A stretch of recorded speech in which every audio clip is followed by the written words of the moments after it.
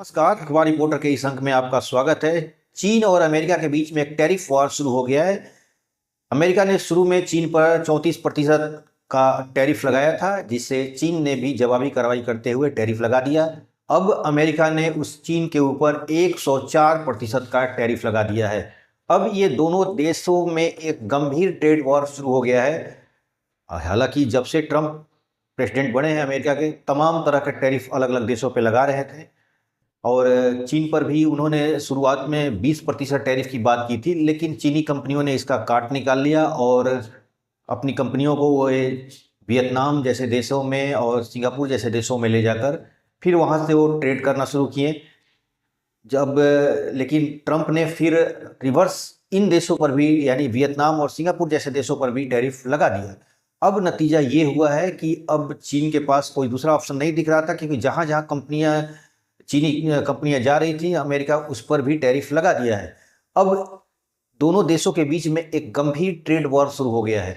अब trade war का नतीजा क्या निकलेगा ये तो भविष्य की बात है, लेकिन अपने अपने हिसाब से सभी एक्सपर्ट इस पर राय दे रहे हैं। देखिए, अब जैसे अमेरिका कार्रवाई कर रहा है, चीन रिवर्स में उसी तरह का उसका जवाब दे रहा है, यानी दोनों के बीच में गंभीर एक ट्रेड वॉर शुरू हुआ है। हालांकि डोनाल्ड ट्रंप ने कई देशों पर टैरिफ लगाया है, जिसमें भारत भी है, कनाडा है, यूरोपियन यूनियन है, वियतनाम है, ब्राज़ील है, सब देशों पर लगभग 60-65 देशों पर उन्होंने टैरिफ लगाया है। लेकिन सभी देश उसके साथ निगोशिएट कर रहे हैं, बातचीत कर रहे हैं, और ट्रंप ने बोला भी है कि सभी देश हमसे बातचीत के दौर में हैं, हम एक अच्छे नतीजे पर निकलेंगे। ट्रंप ने इशारा दिया है, लेकिन चीन के साथ ऐसा नहीं है। चीन एकदम गुस्से में है और जब जितना टैरिफ डोनाल्ड ट्रंप लगा रहे हैं उतना वो भी लगा रहा है। अब 100% से भी ज़्यादा टैरिफ अगर लगने के बाद एक तरह से मान लिया जाए कि अमेरिका और चीन के बीच में चलने वाला व्यापार अब ठप हो जाएगा। जाहिर सी बात है, चाइना एक बहुत बड़ा एक्सपोर्टर है अमेरिका का, और अगर चाइना पीछे हटता है, दोनों देश के व्यापार में कहीं कुछ कमी आती है, तो जाहिर सी बात है कि अमेरिका में महंगाई बढ़ेगी।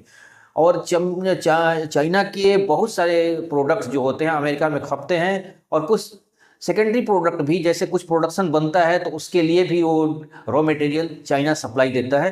अब इसके लिए बहुत सारी कंपनियों पर एक तरह से खतरा मंडराने लगा, अमेरिकी कंपनियों पर। इसके लिए एलन मस्क ने भी कहा है कि टैरिफ के फिर से बात किया जाए, या कम से कम 90 दिनों के लिए इसको टाल दिया जाए, ताकि बातचीत सही दौर पर चले। क्योंकि देखिए, एलन मस्क की भी बहुत सारी कंपनियों के प्रोडक्ट चाइना से आ रहे हैं, और जाहिर सी बात है उनको ये बातें समझ में आने लगी है कि अब टैरिफ लगने की वजह से वो रॉ मटेरियल्स और प्रोडक्ट्स महंगे हो जाएंगे जो उनके कंपनियों में इस्तेमाल होते हैं, खासतौर पर ई व्हीकल में। देखिए, पहले चीन के बारे में कहा जाता था कि चीन यूरोपियन कंट्री या बड़ी विकसित देशों के प्रोडक्ट अपने यहाँ बनवाता है और उसका कॉपी तैयार कर लेता है, यानी उनका टेक्नोलॉजी को चोरी कर लेता है। लेकिन ऐसी बात नहीं है। चीन अब खुद एक बहुत बड़ा तकनीकी वाला देश हो चुका है, और उसी कंपनियां खुद नए नए रिसर्च कर रही हैं, और ई व्हीकल के मामले में वो टेस्ला को भी अब आगे निकल चुके हैं, और उनमें नई नई टेक्नोलॉजी आ रही है। तो इसलिए ये कहना अब कि चीन किसी देश का टेक्नोलॉजी को चोरी करता है, ऐसी बात अब कहना उचित नहीं होगा। हालांकि जितने यूरोपियन यूनियन के देश हैं वो भारत की तरफ भी देख रहे हैं, सिंगापुर की तरफ देख रहे हैं, या एशिया की तरफ देख रहे हैं। खासतौर पर उनमें सबसे नंबर 1 पर भारत ही है, क्योंकि भारत जो है लिबरल रुख अपना रहा है। भारत उनसे साथ बातचीत करना चाहता है, या कर भी रहा है, और करीब 6000 कंपनियां यूरोपियन यूनियन की कंपनियां भारत में काम कर रही हैं, और करीब 20 लाख लोगों को ये लोग रोजगार भी दिए हैं। तो भारत बातचीत के रास्ते पर है। भारत सभी देशों से एक नेगोशिएट कर रहा है, सभी देशों से एक बातचीत का दौर खत्म नहीं किया है अपना। वो चाह रहा है, अमेरिका से भी भारत चाह रहा है कि उससे बातचीत हो, और उसके लिए उसे कई अधिकारी इस चीज़ों में लगे हुए हैं कि अमेरिका से किस तरह हमारी बातचीत हो जाए। भारत, देखिए, एक बात बता रहा हूँ कि जो टैरिफ है वो किसी भी व्यापार के लिए एक बाधा है। फ्री ट्रेड होना चाहिए। टैरिफ या संरक्षणवाद कहीं से भी उचित नहीं है। भारत में मैं पहले भी एक वीडियो बना चुका हूँ और फिर बता रहा हूँ कि भारत की जो संरक्षणवाद वाली नीति है, इसकी वजह से एमएसएमई को कंपटीशन करने का मौका ही नहीं मिल पा रहा है। भारत को कंपटीशन के लिए अपने दरवाजे खोलने चाहिए, और रिसर्च के लिए अलग से एक संस्था बनानी चाहिए, ताकि अपने एमएसएमई को रिसर्च जो नए नए टेक्नोलॉजी है दुनिया में, जो जो नए नए बदलाव हो रहे हैं, वो अपने एमएसएमई को बताए। क्योंकि एमएसएमई के लोग छोटे स्तर पर व्यापार करते हैं और उनके पास इतनी संसाधन नहीं है कि दुनिया में होने वाले व्यापार को स्टडी कर सकें। वो अपने प्रोडक्ट बनाते हैं और वेयर हाउस को बेचते हैं। तो भारत सरकार की अब जिम्मेदारी होती है कि दुनिया में होने वाली बदलाव को अपने एमएसएमई से अवगत कराए, उन्हें लोन फाइनेंस कराए। हालांकि लोन फाइनेंस उनके साथ सरकार सहयोग करती है, लेकिन टेक्नोलॉजी के मामले में भी सरकार को सहयोग करना पड़ेगा। यही रास्ता है। और दूसरी चीज़ कि भारत में लैंड रिफॉर्म, बड़ी बड़ी कंपनियां जो यूरोप के हैं वो ये कर रही है कि भारत में ज़मीन लेना बहुत मुश्किल का काम है। यानी भारत में ज़मीन नहीं मिल पाता है, और क्योंकि भारत में ज़मीनों का कोई दस्तावेज, किसी किसान है आमतौर पर जिन ज़मीनें किसानों के पास, और किसानों के पास पुश्तैनी ज़मीनें हैं, वो किसी और के नाम पे हैं, उनके बाप दादा के नाम पे हैं, वो ज़मीनों पर बढ़िया से काम नहीं हुआ है, उनका रिकॉर्ड सही नहीं है। इसकी वजह से कोई भी इन्वेस्टमेंट में डिले हो जाता है, और इसकी वजह से ही बहुत सारे देश भारत में व्यापार करने से पीछे हटने लगते हैं। और सब दूसरी बात इसमें एक बहुत बड़ी, जो यूरोपियन यूनियन के देश का कहना है कि भारत में ब्यूरोक्रेसी बहुत गंदी है, यानी भ्रष्टाचार है, ब्यूरोक्रेसी के अंदर भ्रष्टाचार है, उसकी फाइलों को लटकाना उनका एक दिनचर्या का हिस्सा है। एक छोटी सी कंपनियों के लिए कम से कम 10-12 तरह के एनओसी लेना पड़ता है, जिसमें फॉरेस्ट डिपार्टमेंट हुआ, लैंड डिपार्टमेंट हुआ, वाटर का है, फिर फायर का है, सिक्योरिटी का है, मतलब बहुत तरह का एनओसी लेना। और हर एनओसी के लिए जो बाबू लोग हैं अपना कमीशन खाते हैं, जिसके लिए कोई भी बाहर का जो उद्योग लगाएगा वो इतना भाग दौड़ नहीं करना चाहता है। चाइना में इस मामले में ठीक है। चाइना में ब्यूरोक्रेसी उतनी कंपनियों को परेशान नहीं करती है। दूसरे चीज कि लैंड के मामले में चाइना जब चाहे तब उनको जितना चाहिए लैंड अवेलेबल करा देता है, यही चीज़ें। लेकिन फिर भी यूरोपियन यूनियन देश भारत को आकर्षित कर रहे हैं, भारत उनको आकर्षण का केंद्र बना हुआ है, क्योंकि यूरोपियन यूनियन के देश या और अलग अलग दुनिया के देश भारत में व्यापार करना चाहते हैं। इसकी वजह है कि भारत दुनिया का सबसे बड़ा आबादी वाला और तेजी से उभरता हुआ मिडिल क्लास, ये एक उद्योगों को आकर्षित करने का एक माध्यम बन चुका है।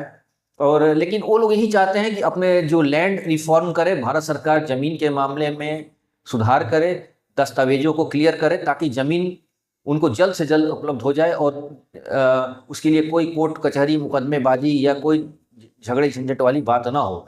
दूसरा चीज़, ब्यूरोक्रेसी को भारत सरकार सुधारे, उन्हें कोई फाइल लटकाने की जो पुरानी आदत है अंग्रेजों के ज़माने से चलती आ रही है वो ख़त्म करे, रेड टेपिज्म को ख़त्म करे, फालतू के एनओसी लेने से बचें, एक ही जगह प्लेटफॉर्म बना दिया जाए ताकि सारे एनओसी एक ही जगह से मिल जाए।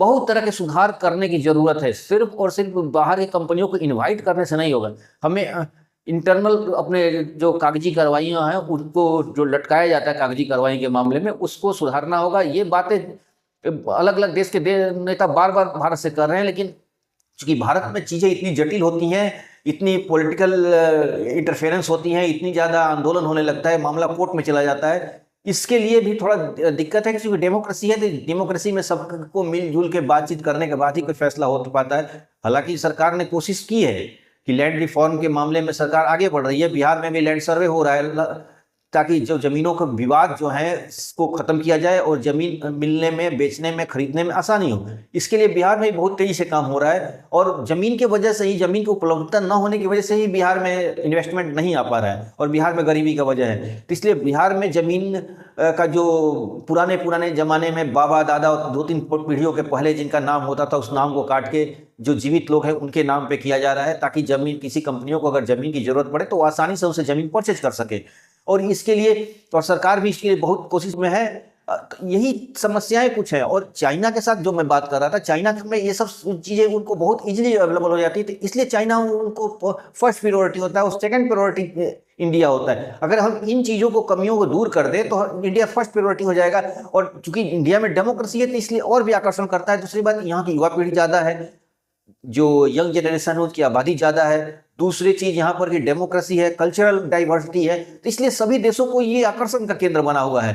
तो लेकिन भारत का जो रेड टेपिज्म है, लाल फीताशाही है, जो अफसरशाही है, ज़मीनों की समस्याएं हैं, ये सब पर एक तेजी से काम करना होगा। और जो रीजनल समस्याएं हैं, जैसे हिंदू मुस्लिम का झगड़ा, जातीय झगड़ा, इस सब को खत्म करना होगा। इसके लिए राजनीतिक जो पॉलिटिकल इंटरफेरेंस होता है उसको भी खत्म करना होगा। राजनीतिक दलों को भी सोचना होगा कि भाई अब नेशनल राष्ट्र निर्माण की बात करनी है तो ये सब जाति धर्म की बातों को से अलग पॉलिटिक्स के लिए और डेवलपमेंट में ही पॉलिटिक्स केंद्र बिंदु रखना होगा, तभी जाके ये सब सही होगा। तो कुल मिला के आज के अंक में बस इतना ही। नए के साथ फिर आपसे मुलाकात होगी। आपसे हमारी गुजारिश है कि हमारे चैनल को लाइक कीजिए, शेयर कीजिए, सब्सक्राइब कीजिए। Thank you very much.